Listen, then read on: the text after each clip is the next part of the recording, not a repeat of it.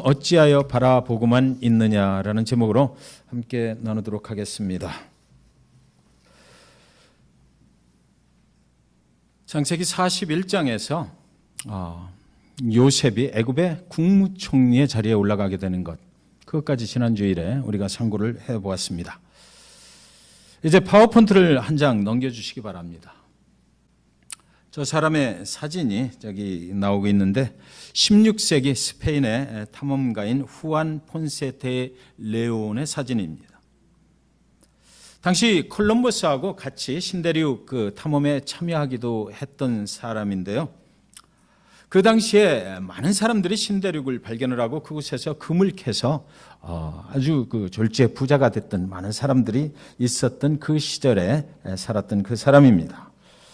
그런데 이 사람은요, 신대륙으로 올 때 금을 캐러 오지를 않고 아주 엉뚱한 탐험을 또 시작을 하게 됐던 것이에요.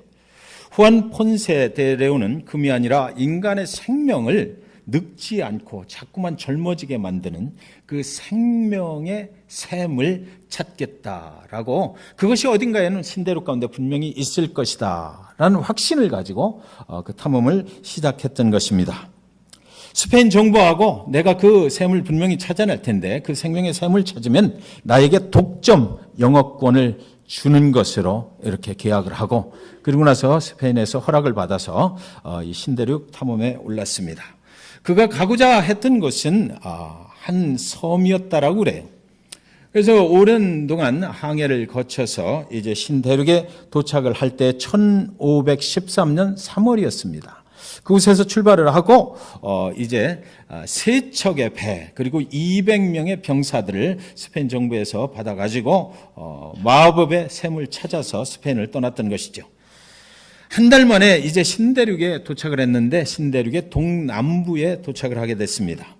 그들이 상륙해 보니까 그곳은 아주 화려한 꽃들이 만발해 있는 것입니다. 그리고 기후도 얼마나 좋은지 몰라요.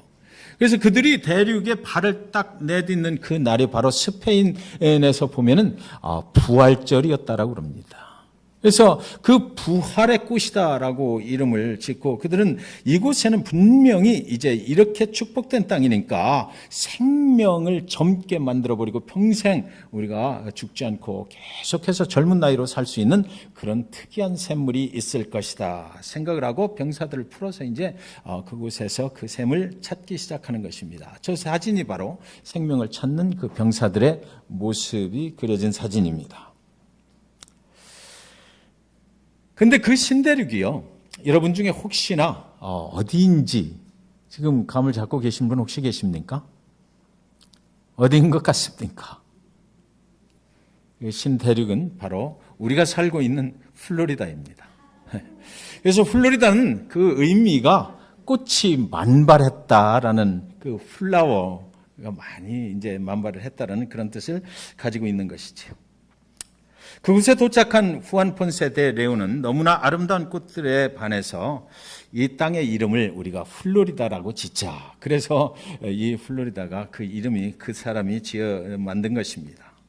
꽃이 활짝 피었다는 뜻이죠. 후안 폰세 데 레온과 200명의 병사들은 그 물을 찾기 시작했어요. 그 물에 한번 들어갔다 나오면, 목욕을 하고 나면 이제 자꾸만 젊어져서 늙지를 않는 생명의 샘물, 그것을 이제 찾아서 찾기 시작을 했던 것이죠. 그 물만 찾아낸다면 얼마나 돈을 많이 벌 수가 있겠습니까? 네. 그러나 결국 그 젊음의 생명수는 찾질 못하고 실패하고 말았던 것이죠. 여러분은 그 영원한 생명의 물을 찾으셨나요? 여러분이 찾으신 그 생명의 물은 과연 어떤 것입니까? 우리를 영원한 생명으로 인도하는 그 생명수는 과연 어떤 것이냐고요. 우리는 살 길을 찾아 나선 인생들이죠. 우리는 살기를 원해요. 좀 더 좋은 모습으로 살기를 원하고 좀 더 가치 있는 삶을 살기를 원합니다. 우리에게는 살 길이 열려 있습니다. 수많은 사람들이 그 살 길을 아직 모르고 살아가지만, 그러나 저와 여러분은 이미 그 살 길을 찾아서 그 길을 가고 있는 것이죠.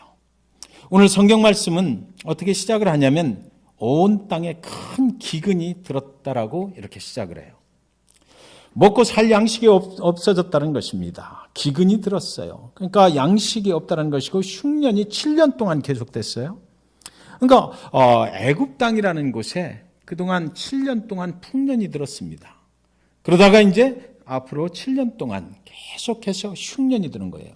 그러니까 애굽에 그때 요셉이 국무총리가 됐는데 그 바로의 꿈을 해석을 해서 7년 동안 풍년이 오고 그리고 나서 흉년이 온다. 그것을 보니까 요셉이 이제 국무총리가 돼서 그 7년 동안 풍년이 드는 동안에 그 모든 양식을 잘 저장을 해놨던 것이에요. 그래서 요셉이 국무총리가 돼서 단단히 제 몫을 하고 있는 것입니다. 그런데 성경은 뭐라고 그러냐면 이제 그 흉년 들고 기근이 와서 사람들의 생명을 위협하는 이것이 애굽에만 국한되지 않고 온 땅에 기근이 왔다라고 설명을 해요. 그러니까 그 요셉의 아버지 야곱이 살고 있는 그 가나안 땅에도 기근이 왔다라는 것이죠. 그래서 이들은 이제 살 길을 찾아야만 됐던 것이에요.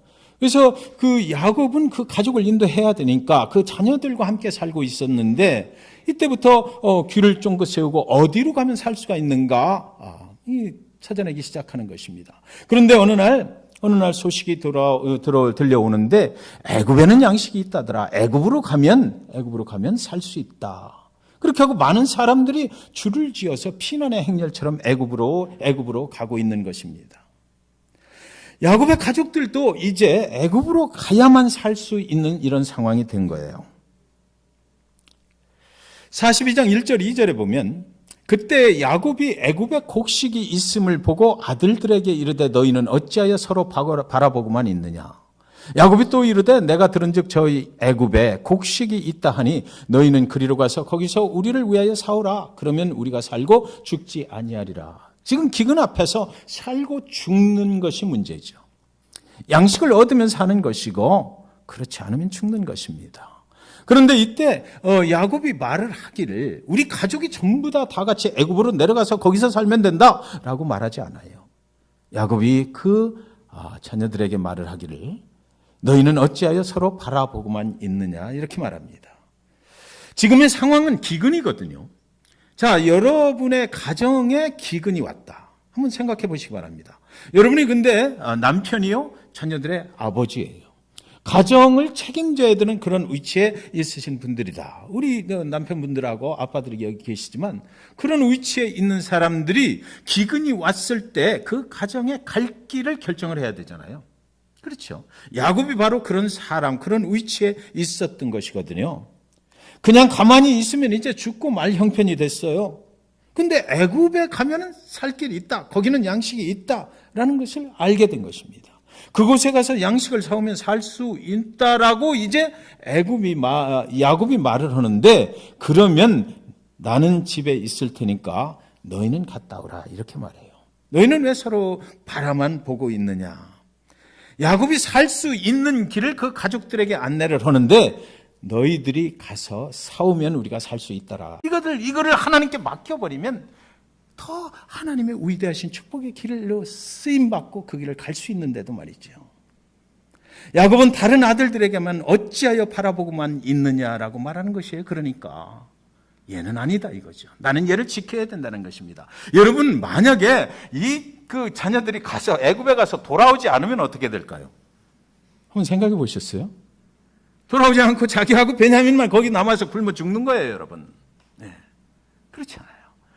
그래서 이 베냐민을 움켜쥐고 있는 야곱의 모습이 그리고 하나님께서 그 살 길을 마련해 주셨는데도 이 베냐민 내가 사랑하고 있는 것, 내가 요거는 절대로 놓을 수 없다. 내가 이것만은 내가 지켜야 된다. 이것까지 내가 없어져 버리면 내가 두려워서 살 수가 없고 내가 이거를 놓으면 내 생명의 끝이 올지도 모른다라는 이런 두려움 때문에 믿음으로 하나님께서 열어주신 길을 가지 못하고 있는 그 모습이 어쩌면 오늘 저와 여러분의 모습은 아닌지 모르겠다라는 것이죠. 네. 여러분한테 지금 가장 소중한 것이 무엇이에요? 여러분이 가지고 계신 것 중에서 정말 내놓기 힘든 것이 무엇입니까? 하나님 앞에라도 나는 하나님 내가 믿어. 하나님 원하시는 대로 내가 다 할 수 있어. 그러나 이것만은 안 돼. 혹시 야곱처럼 여러분의 자녀는 아니신가요? 오늘 성경은 그걸 저와 여러분에게 묻고 있어요. 하나님은 더 좋은 것으로, 더 훌륭한 것으로, 더 축복된 길로 갈 수 있도록 이미 열어주셨는데도 불구하고 저에게는 어쩌면 중앙침례교회일 것 같아요. 제가 이 말씀을 묵상하면서 그 생각했어요. 그동안 참 중앙침례교회 이렇게 하면서 스모케 사역하면서 내가 어떻게 해온 건데 내가 이 교회를 떠나도 좀 잘 됐다는 소리를 들으면 좀 들어야 될 텐데 내가 언젠가는 정말 이 하나님께서 나를 사용하셔서 이 잭슨빌의 중앙침례교회를 정말 나를 사용하셔서 하셨고 이랬던 그런 기억들을 내가 끝까지 갖고 살아야 할 텐데 천국에 가서 하나님한테 그때 중앙침례교회 네가 하느라고 수고했어 이런 소리 좀 들었으면 좋겠는데 이 소중한 중앙침례교회 하나님 그것 때문에 중앙침례교회에 더 큰 역사와 축복을 계획하고 계신 그 하나님의 길을 네가 막고 있지는 않느냐라는 거죠. 왜 하나님이 열어주시는 길을 못 가느냐라는 것이에요. 무엇 때문에? 이 중앙침례교회를 이렇게 해왔는데 잘못 건드리면 큰일 날 텐데 라는 이런 생각 아니겠습니까? 저와 여러분에게도 이런 일은 얼마든지 일어납니다. 과거에 겪었던 어떤 트라우마, 그것이 오늘의 인생을 살아가는데 큰 영향을 미쳐서 오늘 내가 하나님 앞으로 나아가는 나의 발목을 잡아매고 있지는 않느냐라는 것이죠. 과거에 내가 교회에서 받았던 상처 때문에 사랑하는 자녀들을 상처를 받을까 두려운 마음으로 너희들은 교회에 오지 마라고 말하고 있지는 않아요. 교회에 오면 다친다라는 거죠. 나는 교회에서 그런 갈등을 겪었어요. 그래서 그 트라우마 때문에 어쩌면 나는 괜찮아. 나는 이제 어차피 그런 몸이니까. 그러나 너희들은 아니야.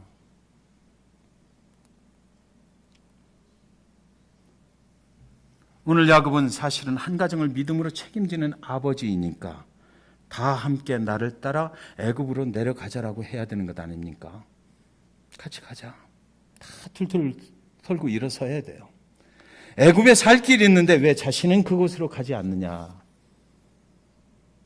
성경은 그것을 내가 지금 오늘 현재 사랑하는 것, 그것을 내놓을 수 없기 때문이라고, 그것에 대한 두려움 때문이라고, 그것을 잃을 것만 같은 그 두려움 때문이라고 말해요.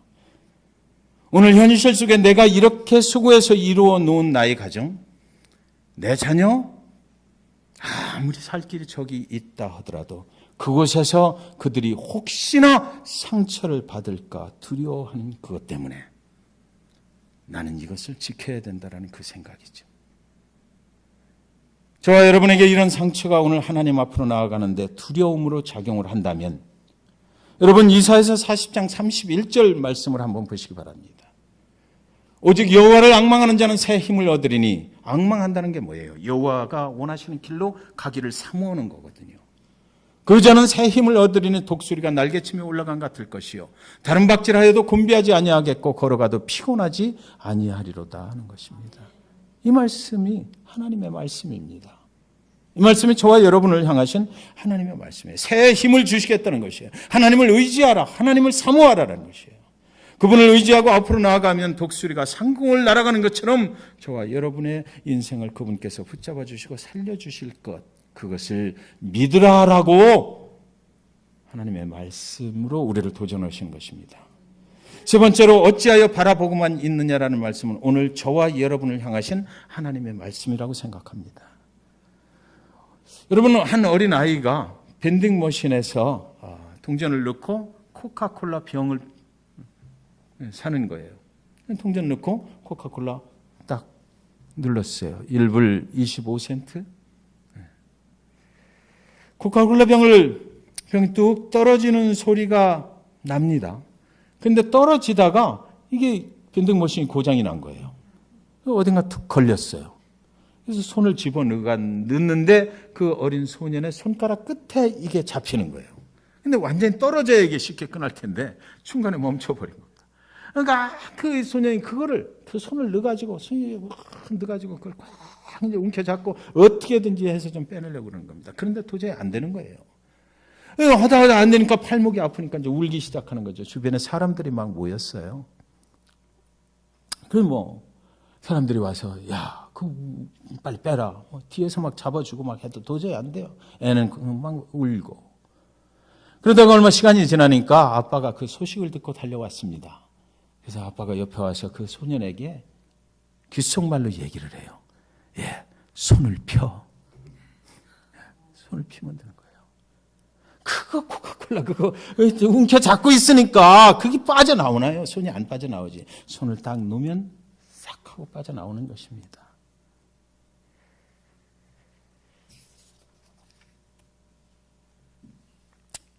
살려면 손에 쥐고 있는 것을 놓으면 살 수 있어요.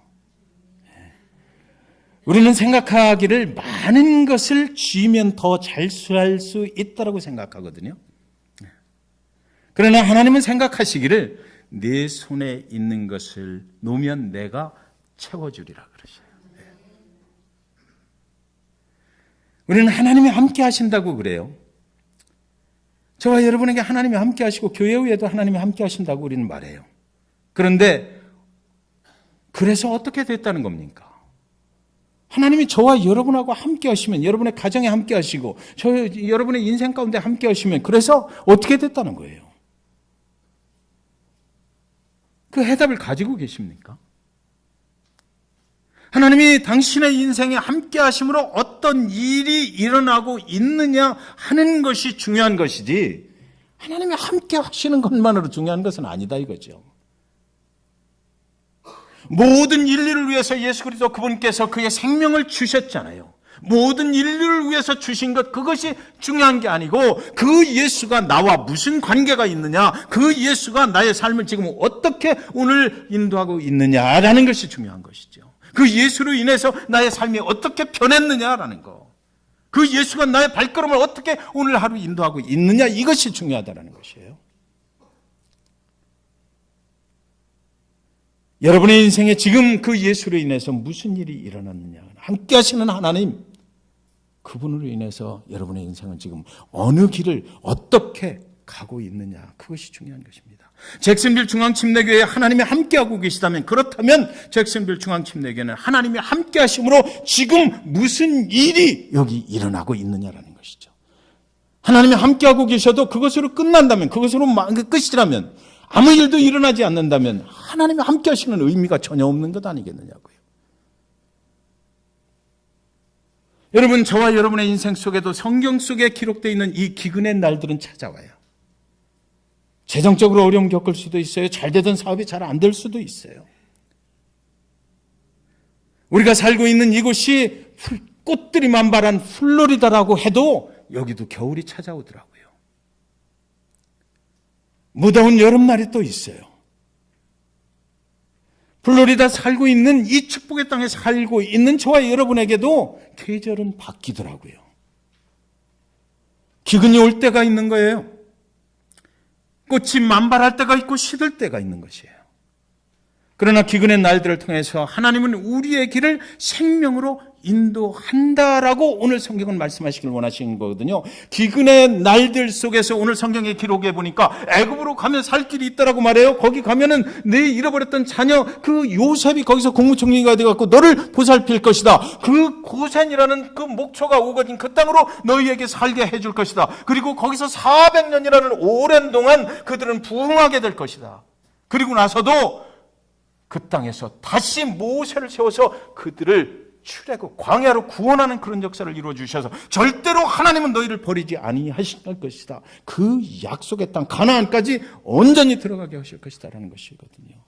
기근이 찾아왔을 때 그 기근 속에 있는 의미는 뭐냐면 우리는 기근을 맞이해서 굶어 죽어라라는 것이 아니고 하나님을 믿는 자들에게는 기근을 통해서 하나님이 인도하시는 길로 너끈히 갈 수 있도록 하나님이 길을 열어주셨다. 그것이 기근의 의미라는 것이에요. 저와 여러분에게 어려운 시절이 오면 하나님께서 다른 길을 열어주시는구나. 그것을 보고 찾아가는 거죠.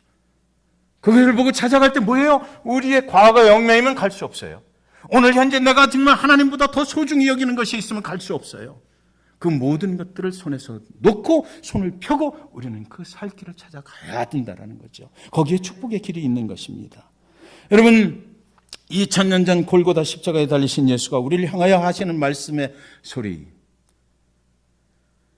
오늘 예수 그리스도 그분께서 십자가에 달리셔서 그 몸이 찢기시고 피가 절절 흘러요. 그곳에서 저와 여러분을 바라보시고 그 소리를 하시는 것 아닐까요? 너는 어찌 바라보고만 있느냐? 너를 살리기 위해서 그 생명을 준 하나님의 아들 예수가 십자가에 달려 있는 것, 그것을 너는 바라보고만 있느냐? 왜 그를 믿고 그를 너의 구세주와 주인으로 받아들이질 않고, 그리고 그분이 인도하는 삶을 따라가지 않고 왜 그 십자가를 바라보고만 서 있느냐? 내가 너희에게 살 길을 주었는데 너희는 왜 바라보고만 있느냐라는 소리입니다. 내가 죽을 수밖에 없는 죄악과 멸망의 기근의 길에서 살 길을 만들어 주었는데 너희는 왜 그 십자가를 바라보고만 있느냐? 수많은 사람들은 아직도 그 십자가를 바라보고만 서 있죠. 인류에게 죽음에서 생명으로 갈 수 있는 길이 열렸는데도 불구하고 아직도 내 자신의 베냐민을 놓지 못해서 그를 믿지 못하고 바라만 보고 있는 거예요. 인간이 영원히 살 수 있는 길은 예수를 믿는 길밖에는 없다고 성경은 분명히 말해요. 야곱과 그의 형제들이 구원을 얻는 길은 야곱이 사랑하고 아끼고 포기하고 싶지 않은 그 베냐민을 손에서 놓아야만 되는 것이죠. 결국은 성경은 그렇게 가잖아요. 성경을 계속해서 43장을 보면 기근이 더 심해졌다. 손을 놓을 때까지, 베냐민을 보낼 때까지 기근은 계속해서 심해지는 것이에요. 그리고 야곱도 나중에는 결국은 애굽에 가서 그 요셉을 만나게 되는 그런 장면이 있는 거죠. 하나님은 저와 여러분의 구원을 위해서 그의 사랑하는 아들을 포기했잖아요. 플로리다에는 영원한 생명의 샘은 없어요. 영원한 생명으로 가는 길은 오직 예수 그분만으로 갈 수 있는 것이지요. 여러분의 손에 포기할 수 없는 어떤 것을 쥐고 계시진 않습니까? 이것마저 놓아버리면 내가 어떻게 산단 말인가 두려운 것이 있진 않나요? 생명 대신 예수께로 나아가는 여러분의 발목을 잡고 있는 것은 무엇이냐고요? 왜 좀 더 우리는 가까이 다가가지 못하는 것입니까? 왜 나를 위해 생명을 주신 하나님 앞으로 담대하게 나아가지 못하고 머뭇거리고 있는 것입니까? 왜 우리는 하나님의 아들이신 예수가 우리에게 영원한 생명의 길을 열어주셨는데도 바라만 보고 있는 사람들이 있는 것입니까? 그리스도의 십자가는 바라만 보는 것이 아니에요. 그 예수 앞으로 달려나가야 되는 거예요. 그래서 너희도 나의 십자가를 지고 나를 따르라 하셨거든요. 예수 그리스도 그분이 지고 가신 십자가는 온 인류의 죄를 온통 다 거기다 뒤집어 씌운 그 십자가라 굉장히 무거웠어요. 거기는 채찍이 가해진 십자가예요. 피가 흘려진 십자가예요. 그러나 예수 그리스도 그분께서 우리를 위해서 모든 질고를 대신 지시고 죄를 대신 지시고 그날에 해결해 버렸기 때문에 이제 우리는 그 예수 그리스도의 뒤를 따라가면서 지고 가는 십자가는 가볍다라고 말씀하셔요. 너희가 지고 가는 십자가는 무겁지 않다. 그러나 나를 기억하라라는 거죠. 내가 어떻게 했는지 그 십자가를 기억하라. 그리고 나를 따라오라는 것이에요. 우리는 그래서 그 십자가를 지고 예수 그리스도 그분 앞으로 달려나가야만 합니다. 그때의 하나님의 능력이 우리에게 임하게 되는 것이고 하나님의 축복된 인생을 우리는 살게 되실 것이에요. 그래서 그 하나님께서 오늘 이 성찬의 예식을 통해서 예수 그리스도 그 십자가 앞으로 저와 여러분을 초청하고 계십니다. 더 가까이 와야지. 손에 쥐고 있는 건 내려놓고 더 가까이 와 말씀하시는 그 초청에 아멘 하고 따라가시는 저와 여러분 되시기를 주님의 이름으로 간절히 축원드립니다. 성찬식 거행하도록 하겠습니다.